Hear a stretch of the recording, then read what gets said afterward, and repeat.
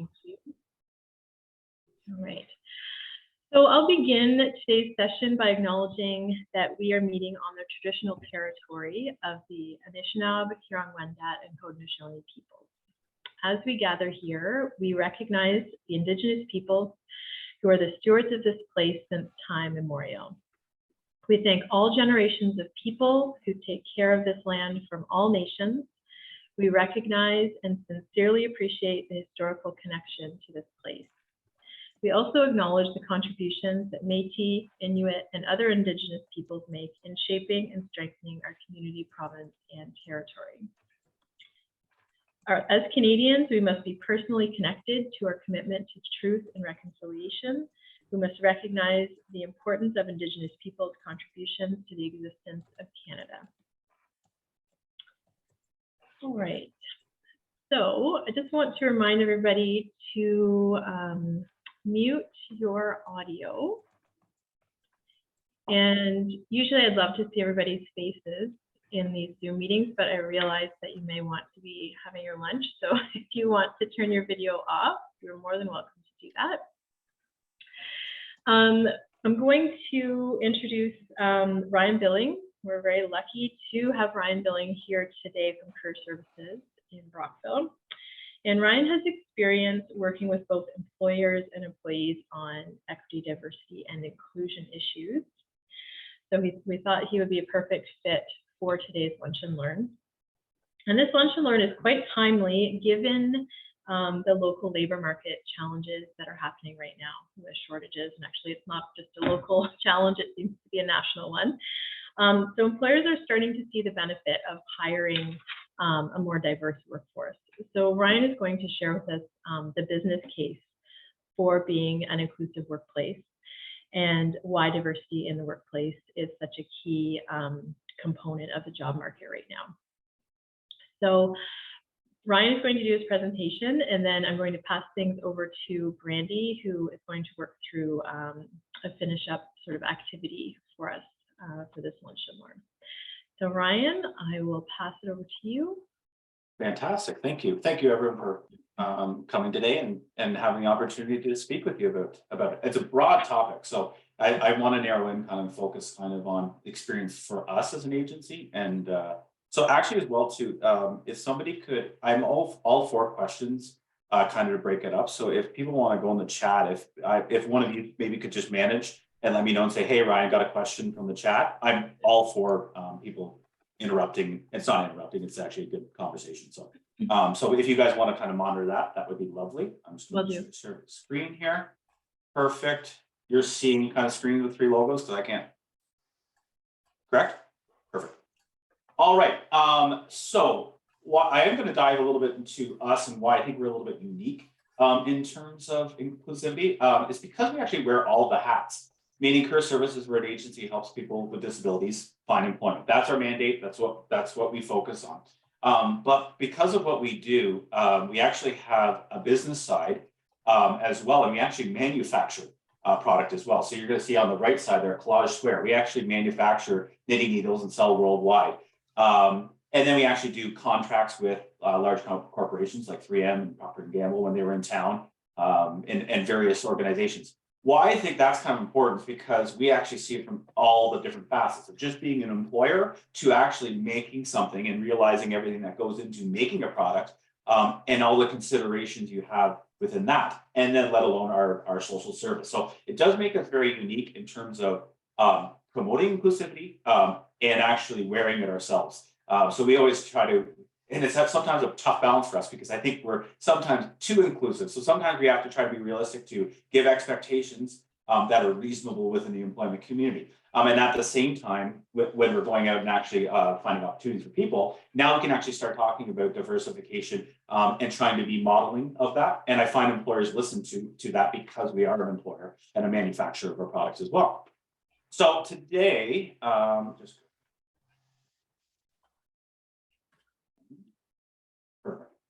so today we're going to kind of learn just about us, and I kind of talked a little bit already, and kind of rethinking the approach to diversity and equity inclusion. That's something actually that we've done over a number of years. And I'm going to talk specifically then about our business case for hiring people with disabilities, but it's actually really for inclusion. So it can be depending where you're coming from. I certainly think speaking in a business case terms is effective when you're kind of trying to engage larger corporations, especially.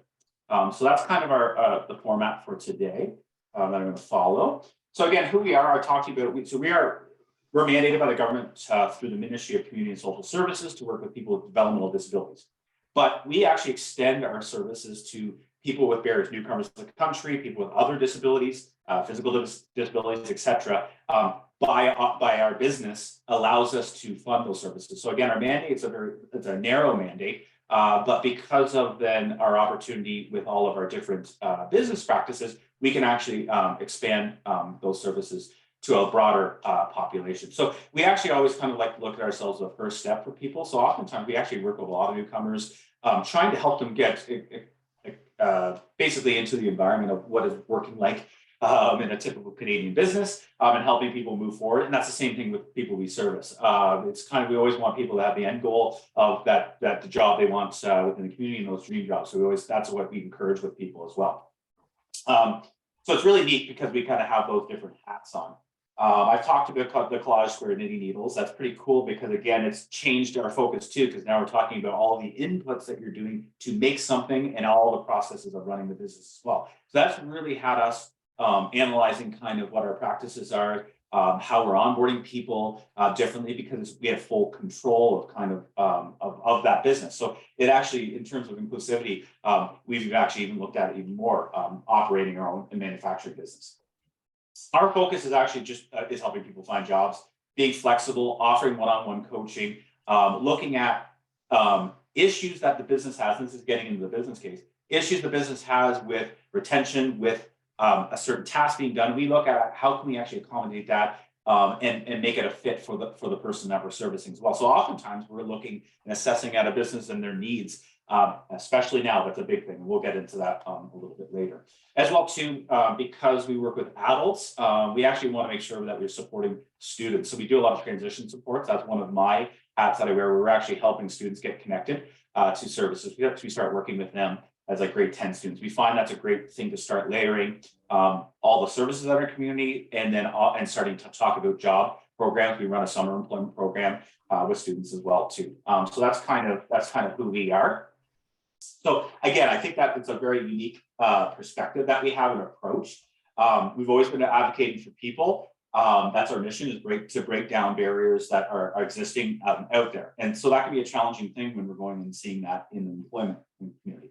As I said to you though, if we're a business as well and we're running, we need to be an inclusive champion. So we need to be upfront with our inclusive hiring practices, embracing diversity, and that's kind of to the core of who we are. So I feel we're a very inclusive employer, and actually being a good corporate citizen, kind of making sure that other businesses understand our model. And it's just great. It's great when we can go in and talk with a business because we're talking like we're the same. So I find that's a very effective strategy when we go in, and that's part of our business case when we go into to the business community. So I thought, I mean, this is a really crazy broad topic. I thought I would just briefly kind of talk about some basic kind of things about how we see diversity and inclusion in the workplace, and then get into that business case. Again, this probably could have been a 7-part series if we needed to in terms of diving into these things. So I wanted to just talk about some things, and actually I'm going to probably intermix, Melissa's good point there about our current job market and how that's effectively changing things, and how employers are needing to embrace more out of need, which is changing the conversation as well. So diversity refers to all the similarities and differences that define us as humans. You can kind of see in that inner circle, that internal. We all obviously we're a different age, we're a different race, we're a different gender. We all come from different backgrounds, physical abilities, orientations, you name it. That's what makes every one of us unique. Then we have all those external factors that help shape us and who makes us, like your work experience, your education, all those things that are around you that are things that make factors of building who you are. Then there's kind of that organization structure. So it's like looking kind of, look at seniority, your management status, your function levels, and the classifications within organizations. So the reason why I like this graphic is actually it talks about if you don't actually have diversity within that center circle, meaning if everybody's kind of relatively the same, how can you actually, all your factors are going to be the same in how you build and how you work. So that's something I think that a lot of businesses are realizing is, if we have 10 people in a position and all 10 think alike and all bring a similar background, there's not a lot of flexibility of thought or challenging of thought or being creative or proactive or looking at new things.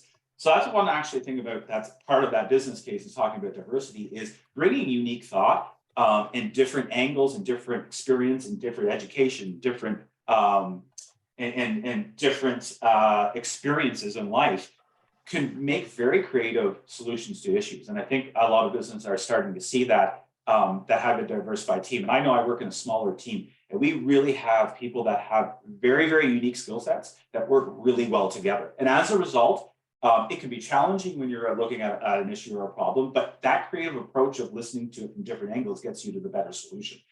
So a challenge that businesses have is kind of in their hiring processes is tending to actually having like-minded people, and as a result are not being able to be functional and adaptive to change and to being creative. So that's a challenge that businesses have that I think they're starting to realize. The more diversity we actually can bring in, the better outcomes we're actually going to be have within our business. So like, there's loads of different things. I've mentioned some of them. We have so many differences and similarities that we can have. Here's a list of 25 of them. So you can see that when you have that much diversity, there's going to be a lot of opportunity for unique thoughts. So the more we can actually embrace it to start and make sure that our hiring practices are equitable, the better we're actually going to be off in terms of having a creative workforce within our team.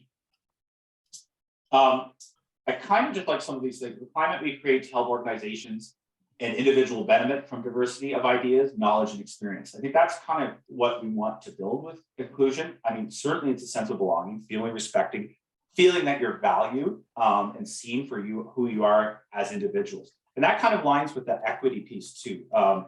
It's you want to feel that you're consistent, that you have an opportunity, that resources are available to you. That's one frustration that we see a lot of when we're going to employers is the equitable chance to advance, equitable access to resources, to learning is often sometimes a lot of businesses with structures where there's a management and a frontline staff. There's always that frontline staff feels that management's getting opportunity for more opportunities to learn, for advancement, all those kind of things. So try to create equity in your structure is probably one of the keys that helps building inclusion. We'll touch more on that as well in the business case. But that's really kind of the focus that I wanted to kind of dive into today. How many people have seen this picture before? I'm going to detail it in a second. This is a common thing when we're kind of talking about culture in the workplace. So culture is the set of beliefs, the values, the customs, the actions, the thoughts, the communications, the processes that you have built in play, how the ideas are shared by people within your team. I'm going to move to this next slide.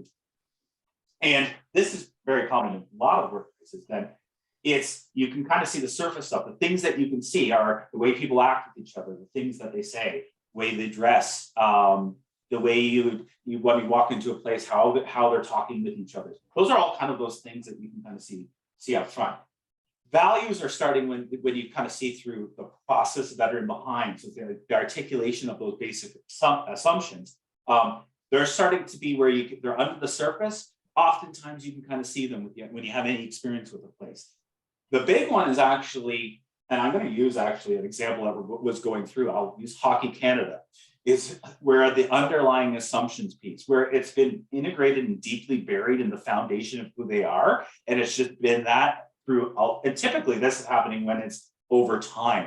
So I use that example of Hockey Canada because I think they're realizing their deeply rooted problems were kind of embedded there. They were beyond that. They wasn't valued. It was just actually something that was existing in their organization. So I use that example kind of in a negative light, but it's actually good learning. So in their situation, you hope now that you've actually identified what those deeply underlying assumptions are, can you actually make effective change moving forward with it? Because now you've recognized it and it's kind of coming up to the surface, so to speak, using this visual. So that's a lot. I mean, that's a lot of different things, moving parts within each other. But that's tough for organizations to really get down to those underlying assumptions. And that's something actually like we do, for example, in our strategic plans, is looking at what things have we just assumed, and because we actually have a long serving staff. So we actually have to look at ourselves like in terms of, because we've been so long, are we consistent with what we're meeting with our goals? Have we changed with our deeply buried foundation assumptions? Is that actually aligned with what our strategic plan is? So that's kind of something that's always good for organizations to do, because these underlying assumptions can grow over time, and often can be embedded within an organization. By the way, too, any questions so far from people? No? I've just kind of been going on. Okay, perfect. I'm hearing nothing, so I'm assuming it's good.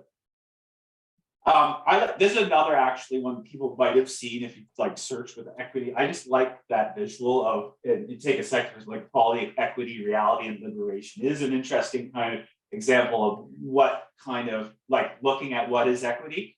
That's an issue, that the big issue is kind of, because often some organizations don't realize that there are imbalances that are within the organization. So that's tough if they're not understanding that there's not equality existing, whether it's their hiring practices, whether it's their onboarding piece. I had mentioned before with people, like if they're not able to feel that they can get access to information or potential opportunities with a coworker.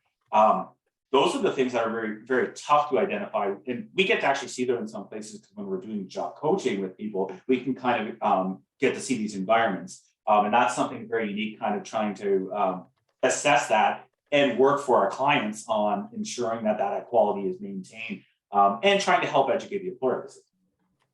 But I just really like that graphic, because it does kind of speak to that. So all of this is like, they're not nice to have. I love this from Monica Villada. It's DI, so are not nice to have. They're imperative to achieve a mission. So if our mission, as I said before, is to support people with disabilities finding employment, clearly for us, if we're not being inclusive and being equitable and understanding diversity, we're not doing our job, first off, because of who we are. But it's not nice to have. This is actually a benefit. So I think in our world in social services in the past was always then trying to promote based on the person, talking about the person and bringing value to business. And that definitely has merit. But I don't think we're speaking a great language to businesses. So that's kind of where we had a pivot, probably, I would say about 2012, we started to talk about the business side, like speaking to an employer from their terms. And today, that's even an easier conversation to have, because I think now employers are seeing significant gaps in opportunity. So now they're having to rethink their approach to hiring and all of these processes. So it's a great time for inclusivity, because there's a need out of it. So we can really talk about that business case to them. And you're going to see that kind of as I move forward and show you. So I think that I'm trying to see a date on this. We worked on this recruitable event. I want to say it was like 2015-ish, and did this business case for inclusion. This document right here, actually, that I have on the side, tapping into a diversified talent pool. We actually have this. We could make this available to people as well. We really took a deep dive into, along with actually Ontario Disability Employment Network. They had a lot of information for us as well, that we wanted to kind of make the business case for hiring people with disabilities. But as I say, I think this is actually applicable to, depending where you're coming from, inclusivity. I think there's lots of different approaches you can kind of use the nuggets of information that we do. I could tell you in practice of using this for 5-6 years roughly, it's a better way to start a conversation when we can start speaking their language first. Like, I understand that you have a gap in this positioning, and your retention is an issue within your specific job.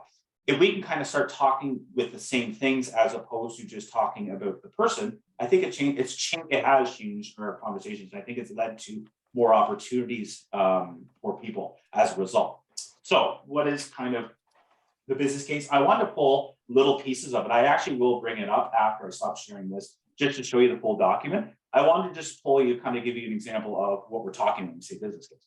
So here's kind of some things like, and so some of this information actually was like stats from some studies in the States as well. That's where, hence the Walgreens. But these are actually like key kind of components that we talk about. So again, I might be mentioning when I'm going with a person that here's the resume for this person. and that's fine, and they're applying for this job. But let me tell you about why we think actually inclusion is important to you, and we're going to talk from a business perspective. So these are some examples of some kind of key ones often we talk about with some data to support. Is increased productivity. So for example, this example is 1018 Walgreens locations, massive employer that they were finding employees with disability were more productive than non-disabled workers. Safety rate benefits, they were finding same Walgreens to kind of their distribution centers, 40% lower safety incident rates, and 40% with employees with disabilities less. Tim Hortons, 85 employees with disabilities over 18 years, 0 work-related insurance claims. This was a series of, I think, 20 Tim Hortons within the GTA region. Turnover, increased retention. It was an example of Pizza Hut. Workers with a disability were 5 times more likely to stay on the job. That same Tim Hortons kind of group, 35% turnover rate. The industry average is 75%. That's a huge one right now what we're talking about. And that's probably one of the biggest benefits we say to people we're supporting is if you can get a person into a job and the retention for it, employers they will jump over to keep those people now. And so they're seeing it out of a need. So it's out of a bad result, but they're realizing though, if I can actually, because training costs are quite high when you're onboarding people, if we can actually bring a person in and actually going to stay within the job longer, that makes business sense. So that's actually, again, another example with Marriott there. Then we actually talk even about a sales perspective. And this is actually where we kind of tie in our social, I'll call it our social service story, where, and these are very factual. We realize if hiring a person with a disability, actually family members go, the positive perception to your customers changes. So there's actually interesting where that's an offshoot component piece where now you're actually attracted to people because of your hiring practices. And innovation too. So in this case study that we actually kind of were part of, we're finding kind of a lot of stories about like innovative thinking, outside of the box thinking, a different approach. It might be actually from their disability and how they're seeing things. It might actually just be the fact that they're bringing accomplishments, we talked about those environmental things, they're bringing them into it. So again, that's that unique perspective that people can bring. So that's why diversity within your team is so important. And they're kind of finding these things. That Harvard study, where organizations were leveraging diversity, they were better adapting at changes and things. So that's a huge, and again, talk about if now employers are needing people, if you're avoiding different labor pools over time, you're actually limiting yourself from advancing and moving forward yourself. So before I actually just finish, I do want to bring up that document just so that people actually can see it. So I'm just going to stop sharing here. And I'm going to share that one. And if actually people have questions at this point too, they feel free to jump in. So this is that. So I'd be more than happy if people are interested. Randy, Melissa, if you kind of wanted to like get a list of people, we could certainly give this document. Why we love this is actually so useful. It actually goes through talking about explaining kind of who we are, the benefits of actually hiring practices for people. Then we're kind of diving about all the dispelling myths that are out there and really giving factual information about it. Why hiring people is good for you. I did give you some examples from this in terms of our things. I didn't mention that. I briefly talked about cost of turnover and your costing or hiring. It's making money sense as well too. So really trying to change the framework for how we talk about inclusivity and giving it in a language that makes sense to them as well is probably the key. But by the way, I wasn't sharing that document. I just realized, sorry guys. But anyways, this is the full document. We'd be happy to share this. It was really fruitful for us to kind of put things together and actually have a consistent message. So often, as I said, we leave these with employers. We're showing them different ways and giving them really some factual information that can be backing to what we've seen over the years working with the population we work with. So again, it is specific, like this document, to the population we're working with, but I think it really speaks to changing the language of how we're talking with employers and encouraging inclusivity. I really just think they're more open to us talking about things that we're identifying as maybe practices that aren't being inclusive by talking in this language. So it's just been an effective way for us to change the framework of how we can promote inclusivity. So on that note, I'm going to stop sharing. If there's any questions from people, I would be more than happy to answer. Or you can say, Ryan, that was a perfect presentation and I don't need to ask a question. Thanks, Ryan. Any questions? I'm just taking that as a perfect presentation. I think it was perfect. Yeah. Thank you so much. And we would love to get that document out to everybody. So we're going to send a short survey out to everyone this afternoon or tomorrow morning. So maybe in that email, we can include that document. Sure. I'm actually going to do some adjustments. We do have some profiles of individuals. Like, so I might just take that section. So I might just do a little bit of everything just to pull that out in fairness. Oh yeah. So I'll do that and send that off to you. That's great. Thank you so much. Great presentation. And again, any questions at all? If you think of anything later on, we've got Ryan's contact information that we can share if there's anything you want to discuss with him. Okay. I see. Yeah. Hi, Kathy. We can certainly get that to you. Okay. All right. So I'm going to pass it on to Brandy for our activity. Perfect. I'm just going to share my screen. Just give me 1 second. Okay. So can you see my presentation kind of? Yep. I just need to figure out how to get back to this. Oopsies.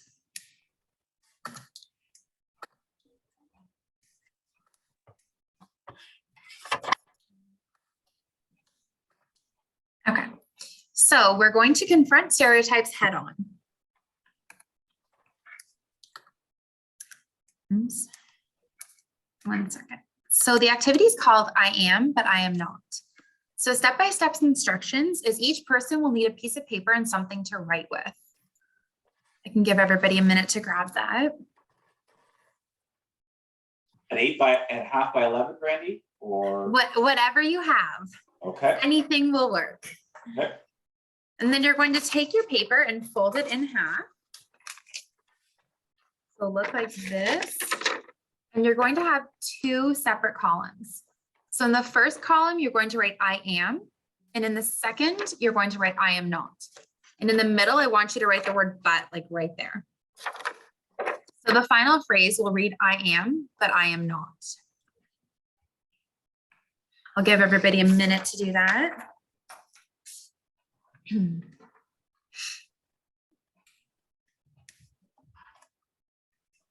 So Just, when we are ready. Okay. I was going to say, we do have a question once we're done with this activity. Okay. So in the I am column, you're going to write some kind of common identifier. So a couple examples could be gender, race, religion, age. Anything like that can go in the I am column. And in the second column, you're going to use a stereotype about that group, which is not true of them. So it could be positive or negative, but make sure that these are statements and not questions. Does that make sense? Can you give an example, Brandy? Sure. So one example could be, I am blonde, but I'm not unintelligent.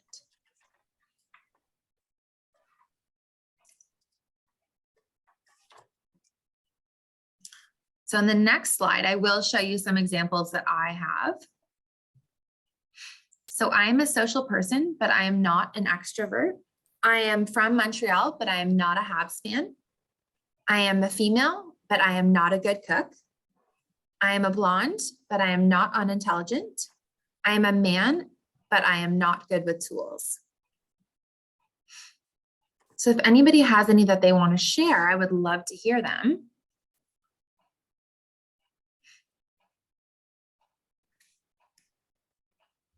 You can just unmute yourself and go ahead and share if you feel, I don't say brave enough, but if you feel confident enough.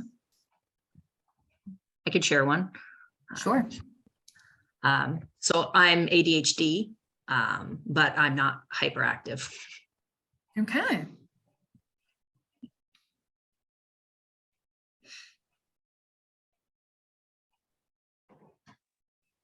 when I was looking at this activity, I thought so many of the examples were so interesting, and they had done this activity at a couple of the high schools, and some of the examples that they had were absolutely amazing because there were things that I would have never actually thought about. Does anybody have anything else that they want to share? You actually literally had the band not with tools one. That was my first one. So that was the example stolen from me. But I did actually. I'm strong, but I am not intimidating. Okay. I'm just going to stop sharing my screen as I think we get it. Does anybody else want to share one? Melissa, do you got anything you want to share with us? No? I can say that I am great, but it didn't come from a box. Okay. I like that. Ryan, do you have any other ones? No, I don't actually.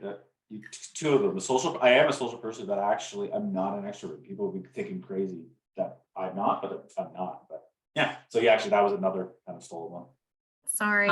Yeah. I've got one that I could say it would be my husband, which is I'm a millennial, but I'm not good with computers. It's a good one.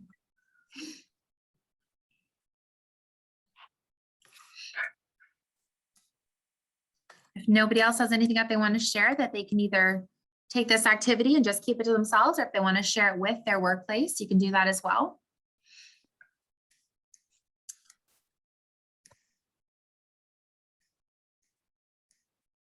And I think I am done.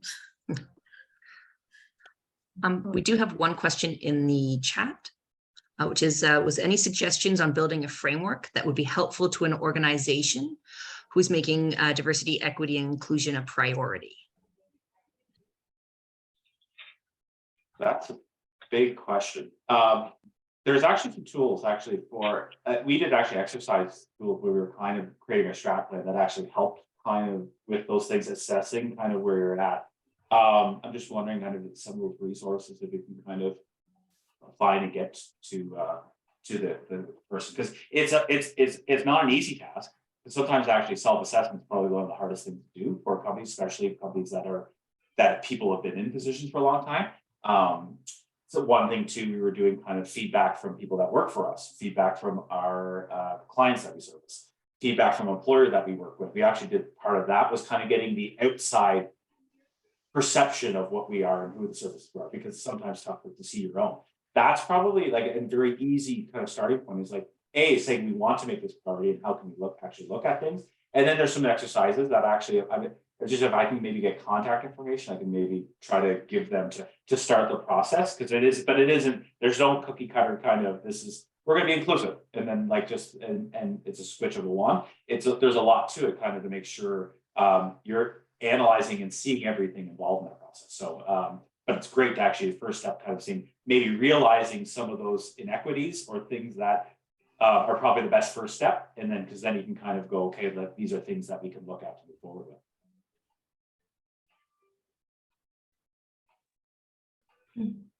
Any other questions for Ryan or comments on the activity? I was thinking, Melissa, maybe when we send out the survey, we can also send out Ryan's contact information as well. Then anybody that needs to, they could contact him directly for any questions or any follow-up. Definitely, for sure.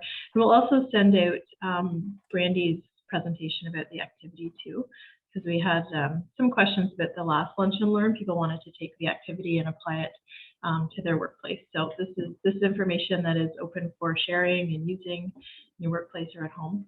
So more than welcome to do that. Any other questions or comments?